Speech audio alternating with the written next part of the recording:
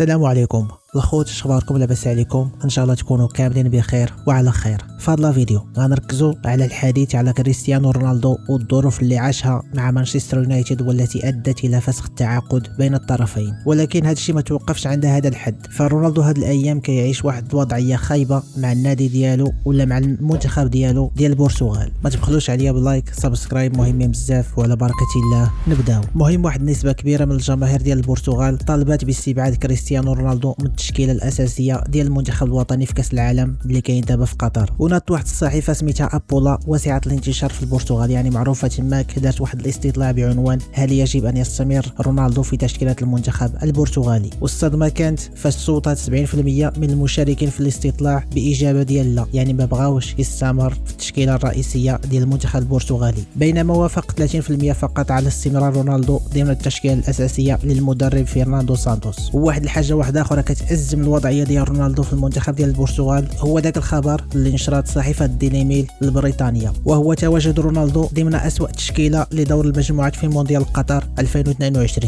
باعتبار انه ما قدرش يماركي بزاف ديال البيوتا، فقط هدف واحد واللي جا من ركله جزاء، وما قدرش يصنع فرص للزملاء ديالو في المنتخب. والاسوأ من هذا الشيء كامل انه هو كان السبب في الهدف اللي دخل المرمى ديال البرتغال ملي لعبات ضد كوريا الجنوبيه في الجوله الثالثه. وخلاصه القول، رونالدو حصل على متوسط تقييم 6.67 خلال المباريات الثلاثه اللي لعبها مع منتخب البرتغال في دوري المجموعات. اضافه الى ذاك الخبر دابا اللي تيقول بان الانتقال ديالو الى النصر السعودي ما بقاش ليه بزاف، يعني ماشي بعيد نشوفوا رونالدو في الدوري السعودي هذا العام باقي في الانتقالات الشتويه ان شاء الله. شنو الراي ديالكم في هذا الشيء اللي وصل ليه رونالدو؟ واش توقعوا يرجع المستوى ديالو ولا صافي انتهى ووصل للحد ديالو ووصل لنهايه المشوار الاحترافي ديالو؟ بغيت نسمع الاراء ديالكم في التعليقات. مهم هادشي اللي كان في هذا الفيديو، نتمنى نشوفكم في فيديوهات ماجين ان شاء الله. تهلاو في راسكم، تبارك الله عليكم.